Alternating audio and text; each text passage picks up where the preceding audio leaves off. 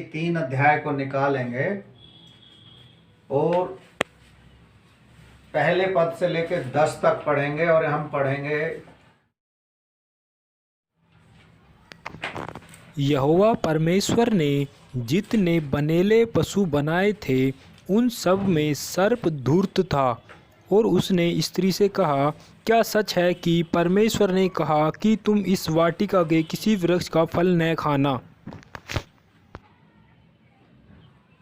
स्त्री ने सर्प से कहा, इस वाटिका के वृक्षों के फल हम खा सकते हैं,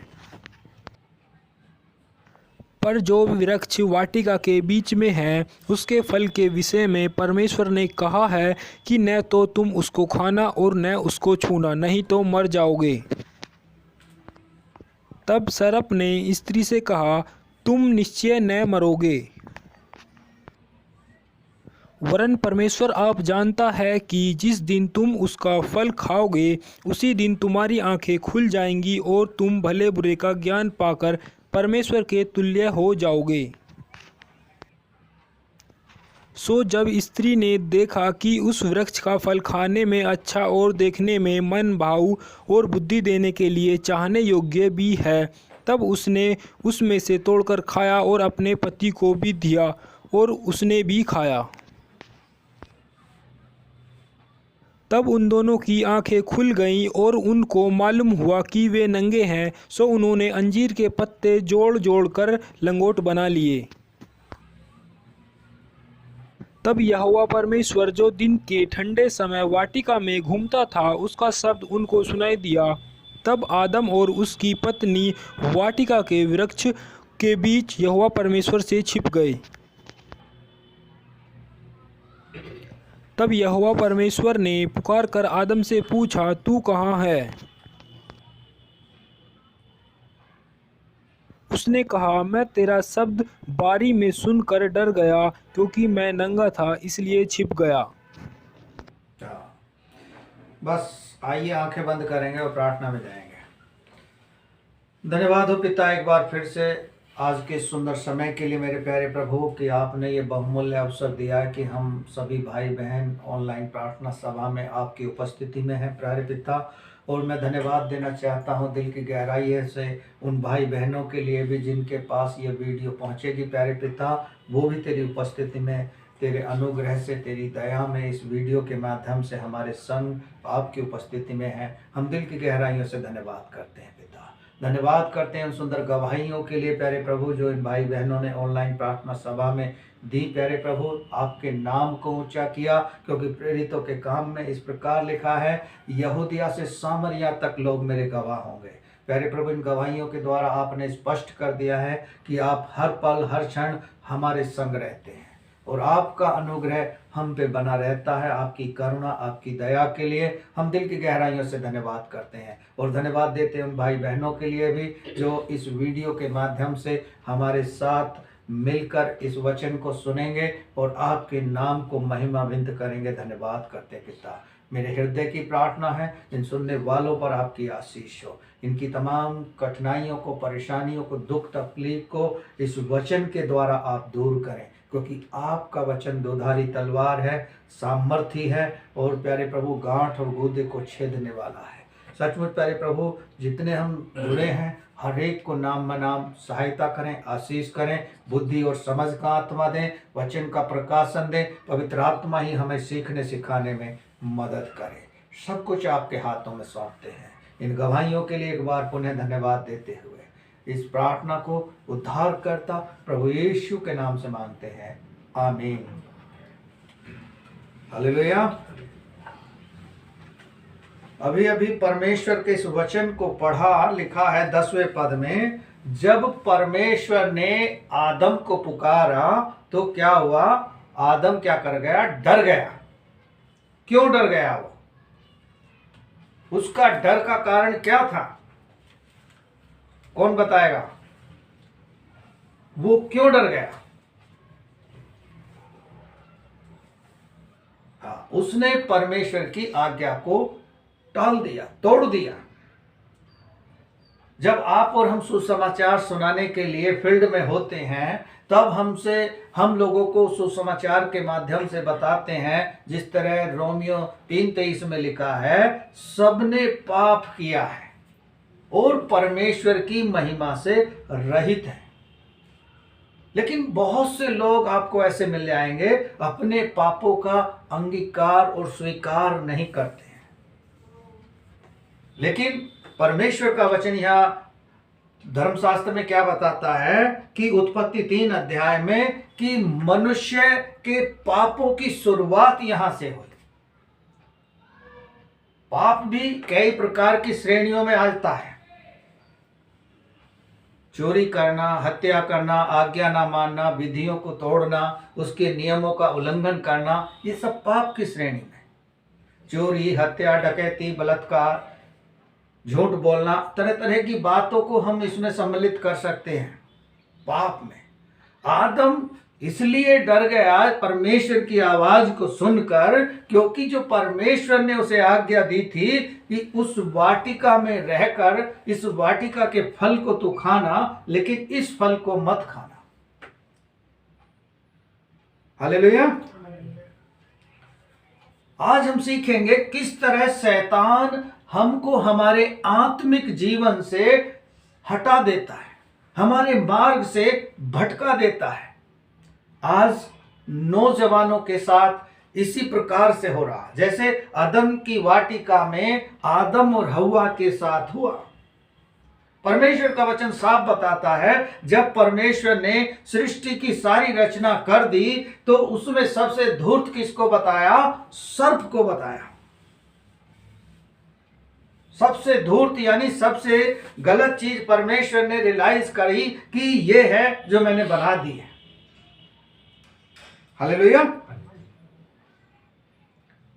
आइए प्रियांशी के साथ पढ़ेंगे इसके पहले पद से लेकर 3 तक और समझेंगे परमेश्वर का वचन किस तरह हमारे जीवन के लिए भी उत्साह देना चाहता है, प्रकाशन देना चाहता है, जो आज का संदेश हमारे और आपके लिए है।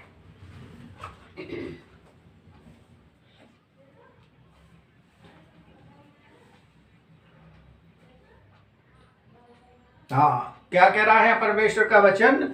जितने बनेले पशु बनाए उनमें सबसे ज्यादा धूर्त सर्प था।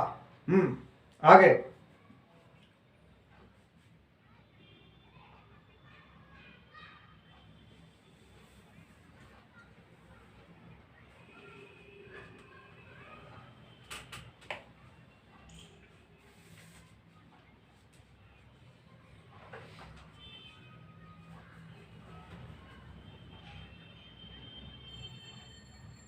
हाँ, वाटिका के जो बीच में है, शैतान जो था सबसे धूर्त था, उसने उनके शब्दों का इस्तेमाल किया। जब वो हव्वा से बातें कर रहा था तो हव्वा ने कहा कि परमेश्वर ने हमें किसी फल को खाने के लिए मना नहीं किया। वाटिका के सब फल हम खा सकते हैं, लेकिन एक वृक्ष है बीचों बीच जिसमें उसके फल को ना छूना, ना उसे खाना, ना उसकी तरफ जाना। लेकिन सर्प ने हव्वा के शब्दों का इस्तेमाल किया। मेरे प्यारे भाइयों बहनों, हमारे को भी परमेश्वर का वचन जब हम पढ़ते हैं, शैतान उस वचन को सुनकर ही हमारे शब्दों का इस्तेमाल करता है।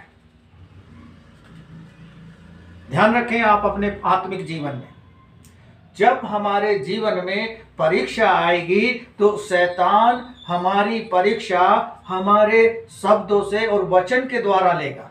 हालेलुया। हम देखते हैं मत्ती 4 अध्याय में, वहां क्या लिखा है? शैतान यीशु मसीह से क्या कहता है? जब उसे भूख लगी तो इन पत्थरों से कहे कि रोटियां बन जाएं। लेकिन यीशु मसीह की तरह हमारे अंदर चालाकी होनी चाहिए, बुद्धिमानी होनी चाहिए, आत्मिकता होनी चाहिए। जो परमेश्वर के पुत्र यीशु मसीह के अंदर आत्मा कार्य करता था, वही आत्मा आपके और हमारे अंदर कार्य करता है। फर्क इतना है कि हम उसे किस तरह अपने जीवन में कार्यान्वित करते हैं, किस तरह उसे हम उपयोग में लाते हैं।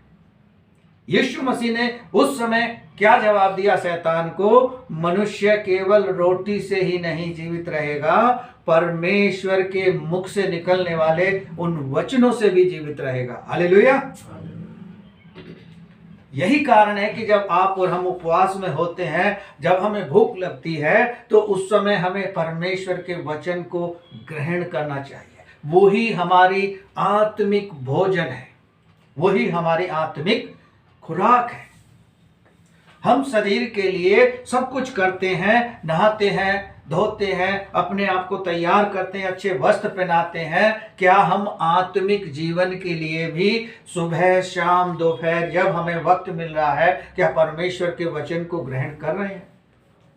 अपनी स्पिरिचुअल डाइट को ले रहे हैं? वो स्पिरिचुअल डाइट हमें कहां से मिलेगी? परमेश्वर के वचन से। क्योंकि ये वचन हमें हमारे को पाप करने से रोकेगा। भजन संहिता 119 में लिखा है साफ, मैंने तेरे वचन को अपने हृदय में रख छोड़ा है ताकि तेरे विरुद्ध में पाप ना करूं। यदि मेरे प्यारे भाई बहनों, हमारे हृदय में ये परमेश्वर का वचन होगा तो हम उसके विरोध में पाप नहीं करेंगे। आदम और हव्वा के हृदय में भी वचन था, लेकिन शैतान ने क्या किया? धूर्त सर्प ने क्या किया? उसके शब्दों का इस्तेमाल किया, जैसे यीशु मसीह के साथ कर रहा था। मत्ती 4 अध्याय में ही हम पढ़ते हैं, जब ऊंचाइयों पर लेकर जाता है शैतान यीशु मसीह को, कहता है कि अपने आप को नीचे गिरा दे तो तुझे स्वर्गदूत हाथों हाथ उठा लेंगे। वहां यीशु मसीह क्या जवाब देता है? तू अपने परमेश्वर की परीक्षा ना लेना। आप और हम भी कभी कभी ऐसे करते हैं। मैंने बहुत से भाई बहनों को सुना है, जब मैं फील्ड में होता हूं, उनके जवाबों को सुनता हूं, जब मैं कहता हूं कि बीमारों को चंगा करता है, लेकिन मनुष्य क्या सोचता है कि मैंने सबको दिखा लिया। वहां भी गया, उस डॉक्टर के भी गया, उस सिद्धि वाले के भी पास गया, उसके भी पास गया, और अब आपके पास आया हूं, आप देखो कि परमेश्वर कार्य कर सकता है कि नहीं। यह हमारे मन में डाउट नहीं होना चाहिए। परमेश्वर के लिए कोई काम कठिन नहीं है। यिर्मयाह 33 अध्याय के 3 पद को आप पढ़ लेना, वहां साफ लिखा है। और भजन संहिता 50 के 15 को पढ़ लेना, वहां स्पष्ट लिखा है, तू संकट के समय में मुझे पुकार। परमेश्वर आपके और हमारे निकट रहता है। वो हमें चाहता है कि जिस तरह उसने हमें बनाया अपनी संगति के लिए, अपने साथ रखने के लिए, अपना बेटा बेटी हमें बनाया, उसी तरह हमें उसके इच्छाओं को पूरा करना चाहिए।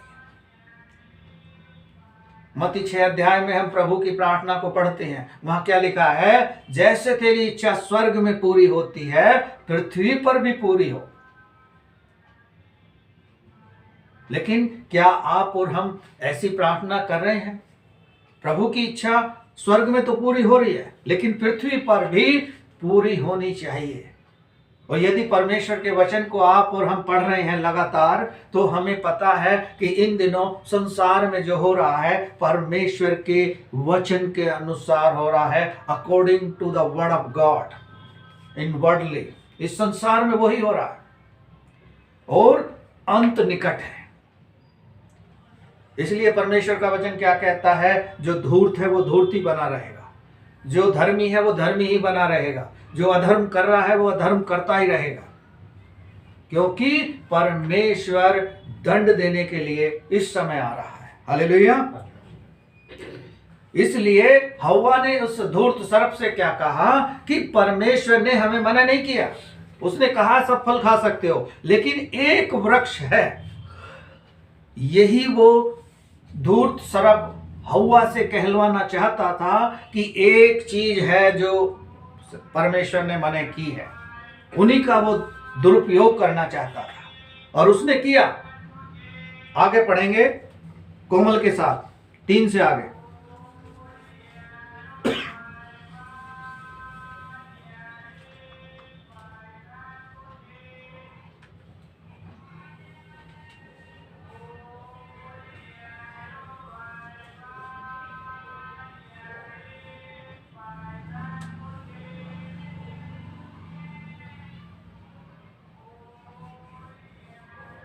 हाँ, यहाँ परमेश्वर का वचन हम जब छठे पद को देखते हैं, यहाँ लिखा है, अतः स्त्री ने देखा वो उस वृक्ष का फल कि खाने के लिए अच्छा और देखने में मन भाव है।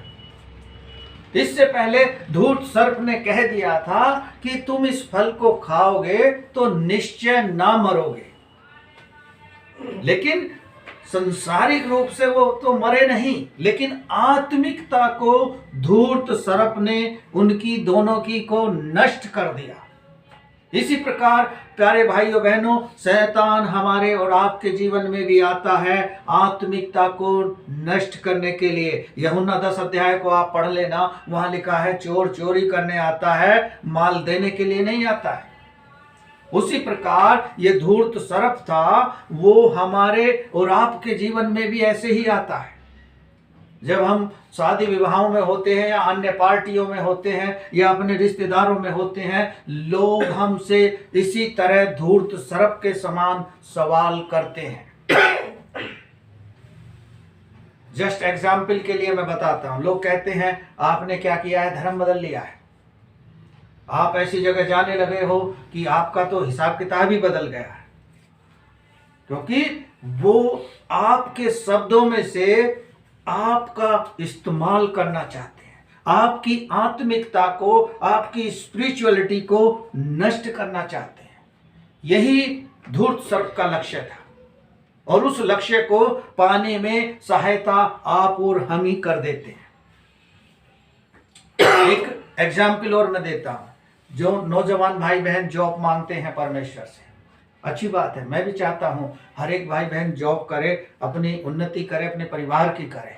लेकिन उस समय हम ये भूल जाते हैं जब हमको जॉब मिल जाती है, जब हम परमेश्वर का धन्यवाद देने के बजाय हम अपने संसारिक कामों को महत्व देना शुरू कर देते हैं। हम परमेश्वर के बातों को भुलाकर अपनी नियम विधि बना लेते हैं और उन पर चलना शुरू कर देते हैं। डैनियल नबी को हम देखते हैं, उसने राजा की बनाई हुई मूर्ति को दंडवत नहीं किया, उसने उसकी बातों को नहीं माना, उसे उसके लिए शेरों की मांद में भी डाल दिया। सदरेक अमेद्रेक को भी आप देखेंगे कढ़ाऊ में डाल दिया, तेल में खोलते हुए में। हमें उनके जैसे अपनी स्पिरिचुअलिटी को मजबूत रखना है, अपने विश्वास को मजबूत रखना है। हमें पाप से दूर कर रहना है, पाप को अपने जीवन का अंग नहीं बनने देना है, क्योंकि परमेश्वर के पुत्र ने आपके और हमारे लिए एक बार लहू दे दिया, हमें शुद्ध और पवित्र कर दिया। यसा 1 अध्याय के 18 पद को आप पढ़ेंगे, वहां लिखा है साहब, पढ़ दे कोई एक जना, यसा 1:18 को।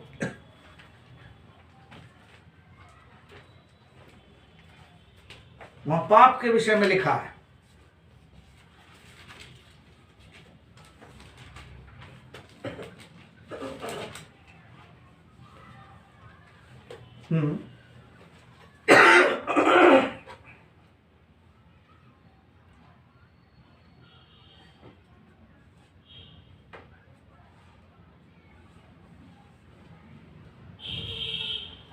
यहां परमेश्वर का वचन साफ कहता है, आओ हम वाद विवाद करें, हमारे चाहे अगवानी रंग के पाप हो, चाहे लाल रंग के पाप हो, किसी भी प्रकार के पाप क्यों ना हो, परमेश्वर उन्हें हिम से भी श्वेत बना देगा।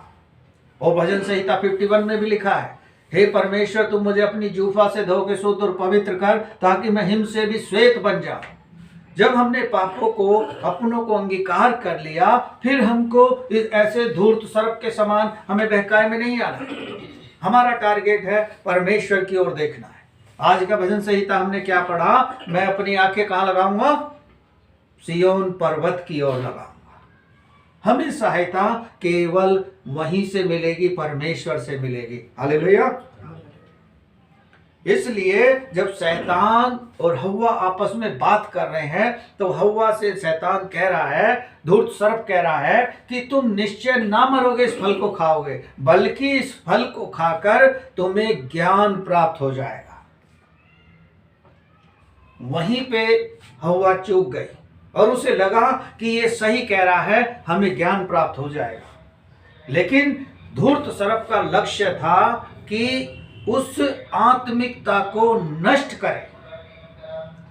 आज आपके और हमारे जीवन पे भी इसी तरह धूर्त सर्प घात लगाए बैठा है कि जो ज्यादा आत्मिकता में बढ़ रहा है, जो आगे अधिक विश्वास में बढ़ रहा है, वो किसी भी माध्यम से हमारी और आपकी आत्मिकता को नष्ट करना चाहता है।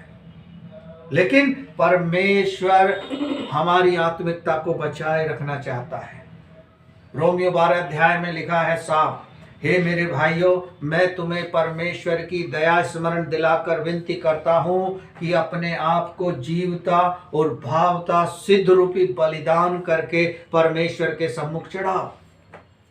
हमें अपने आप को जीवता और भावता, ये परमेश्वर को भाने वाला हो। परमेश्वर को क्या भाता है कि हम पाप ना करें, हम परमेश्वर की इच्छा के अनुसार अपने जीवन को बिताएं।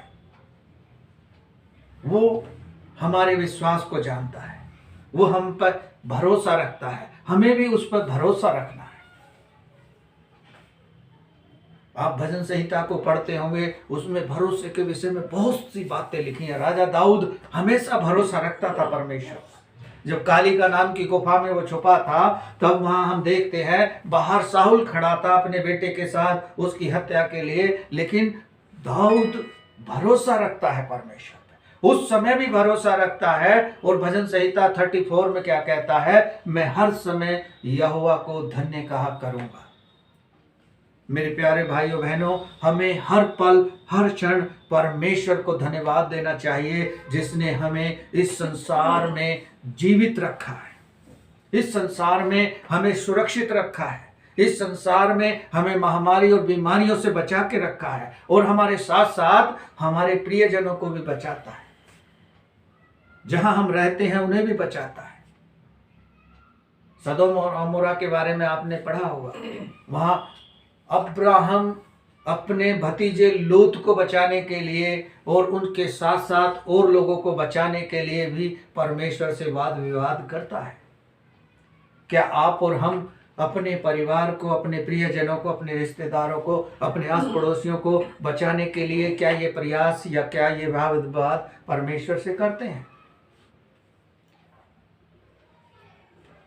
चलिए आगे पढ़ेंगे, रुचि के द्वारा पढ़ेंगे 8, 7, 10 तक, 7 से लेकर 10 तक पढ़ेंगे।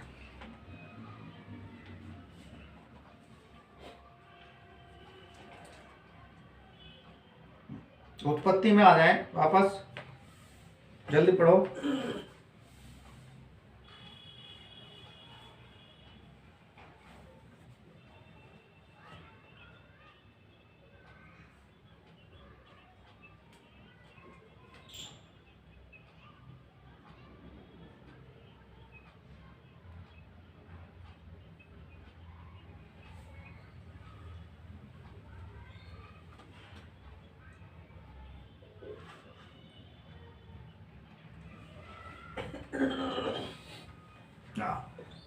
बस बस बस बस बस।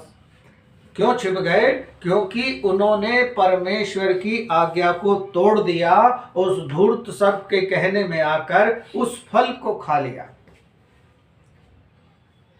और परमेश्वर से इसलिए ही डर गए। इससे पहले का इतिहास जब आप उत्पत्ति की पुस्तक में पढ़ेंगे, उसकी हिस्ट्री को पढ़ेंगे, तो वहां इस प्रकार से लिखा है कि प्रत्येक दिन परमेश्वर आदम और हव्वा के साथ संगति करता था, आया करता था शाम को वाटिका में मिलने के लिए।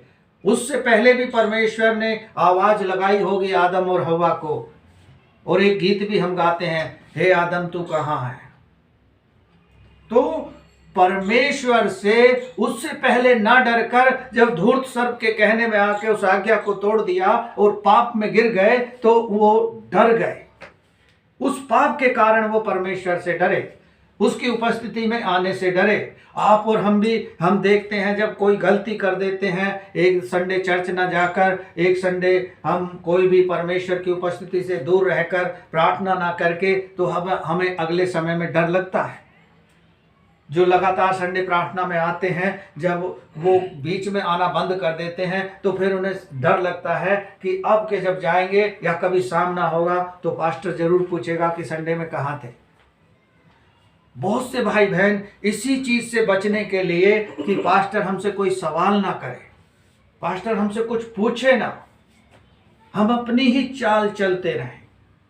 ऐसा नहीं हो सकता मेरे प्यारो। इब्रानी की पत्री में आप पढ़ोगे कि परमेश्वर ने अगुवों को तुम्हारे ऊपर नियुक्त किया है, अगुवों के द्वारा ही तुम्हारी पहचान होगी, अगुवों के द्वारा ही तुमको आगे का रास्ता मिलेगा।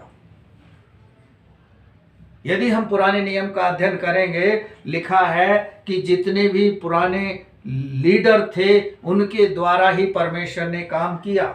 अब्राहम को देखें, मूसा को देखें, यहोशू को देखें, कालेब को देखें। परमेश्वर अपने लोगों को लीड करता है एक लीडर देकर। यदि लीडर के सवालों से हम डरेंगे तो फिर हमारी आत्मिकता को धूर्त सर्प जो है नष्ट कर देगा, क्योंकि हम उस सवाल से बचते हैं जो सवाल हमारे जीवन में आने वाला है। शैतान जानता था इस बात को, धूर्त सर्प इस बात को जानता था, आदम और हव्वा भी जानते थे कि हम इस फल को खा लेंगे तो परमेश्वर शाम को आके हमसे पूछेगा। इसलिए वो दोनों क्या हुआ, डर गए। हालेलुया। आप मेरी बात को समझ रहे हैं? हाँ, यदि हम इसके 17 और 18 पद को भी पढ़ें नेहा के द्वारा।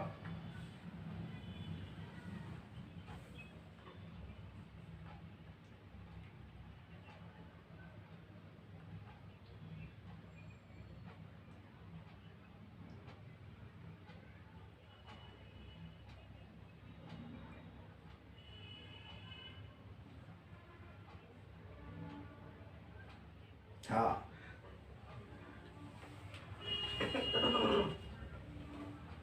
ऊंट कटार। हाँ, इसी कारण से हम देखते हैं जब आदम और हव्वा ने पाप कर दिया, इस पूरे अध्याय को जब आप पढ़ोगे, इंटरेस्टिंग कहानी, ये बहुत एक अच्छी कहानी है जिसके द्वारा हम गॉस्पेल को समझा सकते हैं। मैंने बहुत से प्रभु के दासों के मुख से सुना है कि गॉस्पेल का प्रचार पुराने नियम में है नहीं, लेकिन पुराने नियम से ही गॉस्पेल का शुरुआत हुआ। नए नियम में यीशु मसीह ने उनके वातावरण को, उनके रहन सहन को देखकर, उनके हिसाब से, कल्चर के हिसाब से उनको गॉस्पेल सुनाया। वो यीशु मसीह ने एक उन्नति का मार्ग देखा। हम और आप जब फील्ड में होंगे तो हमें भी उनके हिसाब से ही वो सुसमाचार सुनाना चाहिए। मैं एक उदाहरण बताता हूं। एक बहन आई थी हमारे बीच में, उन्होंने परिवार में जब गई तो परिवार के हिसाब से उन्होंने कहानी को बनाकर उन्हें सुनाया, लेकिन कहानी झूठी नहीं थी, कहानी सत्य थी, केवल कैरेक्टर बदल गए थे, चरित्र बदल गए थे, उनके अंदर और लोग काम कर रहे थे। जिस परिवार में हम बैठते हैं, जिस परिवार को सुसमाचार सुनाते हैं, हम उन परिवार के सदस्यों का कैरेक्टर उनमें डाल देंगे तो उन्हें लगेगा कि ये हमारी बात कर रहे हैं, ये हमसे बात कर रहे हैं। जब आप परमेश्वर के वचन को पढ़ेंगे तो परमेश्वर का वचन के अंदर जब अपने आप को डालेंगे तो लगेगा कि परमेश्वर मुझसे बात कर रहा है, वो मुझे बता रहा है। आदम और हव्वा इसी कारण से श्रापित हो गए और आज तक मनुष्य जाति इसी कारण से पाप में घिरी हुई है। लेकिन एक रास्ता परमेश्वर ने बनाया कि उसके पुत्र यीशु मसीह में होकर जो अपने पापों की क्षमा को मांग लेगा और दिल से, हृदय से ग्रहण कर लेगा, उसको वह क्षमा करके एक नया जीवन देगा। हालेलुया। और हम एक पाप मुक्त जीवन बिता सकेंगे और परमेश्वर जो हमारे और आपके लिए करना चाहता है, आशीषें देना चाहता है, उन आशीषों में हम आशीषित होंगे और हमारे द्वारा बहुत से लोग, बहुत से भाई बहन, बहुत से परिवार आशीष पाएंगे। उदाहरण के लिए आप देख लें, मूसा के द्वारा, अब्राहम के द्वारा और दाऊद के द्वारा कितने लोगों ने आशीष पाई। आज परमेश्वर हमें और आपको भी इसीलिए बुलाया है कि हमारे द्वारा बहुत से लोग आशीष पाए, और पिछले दिनों पाया भी है बहुत से लोगों ने। वो एक अलग बात है कि परमेश्वर के साथ साथ नहीं चले, लेकिन उसका लेखा उन्हें परमेश्वर को देना होगा। आज हमें और आपको भी सोचना है कि धूर्त सर्प के समान आपके और हमारे आत्मिक जीवन को भी नष्ट करने के लिए वो घात लगाए हैं, वो नजरें लगाए हैं। आज शैतान हम चिल्लाते हैं, शैतान कलीसियाओं में इसलिए ही काम कर रहा है। हम देखते हैं जो भाई बहन, जो नौजवान पीढ़ी बाइबल को हाथ में लेकर चलते समय अपने आप में लजाती है। जब हम बाइबल को रखेंगे तो शैतान हमसे कोसों दूर रहेगा। आज हम देखते हैं चर्चों में भी मोबाइलों में बाइबल पढ़ते हैं, लेकिन क्या हम ये अच्छा कर रहे हैं? अच्छी बात है, कहीं इत्तेफाक से हमारे पास बाइबल नहीं है और समझाने का वक्त है, हम मोबाइल से समझा सकते हैं, लेकिन परमेश्वर के भवन में आने के लिए हमारे पास परमेश्वर का कलाम होना चाहिए, उसका वचन होना चाहिए, उसकी सामर्थ, ये परमेश्वर का वचन है। वचन के द्वारा ही हम बड़े बड़े काम करते हैं, वचन के द्वारा ही परमेश्वर हमको आशीष देता है। हालेलुया। इसलिए यदि आपको और हमें अपनी आत्मिकता में बढ़ना है तो परमेश्वर के वचन को सुबह शाम दोपहर अध्ययन करें, अपनी आत्मिकता को बढ़ाएं, परमेश्वर के भय में जीवन बिताएं और पाप की ओर ना देखें, परमेश्वर की ओर देखें। आज के भजन में क्या हमने पढ़ा? अब से लेके सर्वदा तक परमेश्वर हमारी क्या करता रहेगा? रक्षा करता रहेगा। इसलिए बार बार बाइबल के वचन को हम याद रखें, मत डर मैं तेरे संग हूं। 365 बार आया है, लेकिन हम फिर भी डरते हैं अपने परिवार से, अपने रिश्तेदारों से, अपने भाई बहनों से, अपने आस पड़ोसियों से। उस डर को परमेश्वर निकालना चाहता है, उस डर से मुक्त करना चाहता है, ताकि हम आशीष पाएं और हियाव के साथ परमेश्वर के सम्मुख खड़े होकर उसकी महिमा कर सकें। हालेलुया। परमेश्वर का धन्यवाद हो आज के इस वचन के लिए। परमेश्वर आप सबको आशीष दे।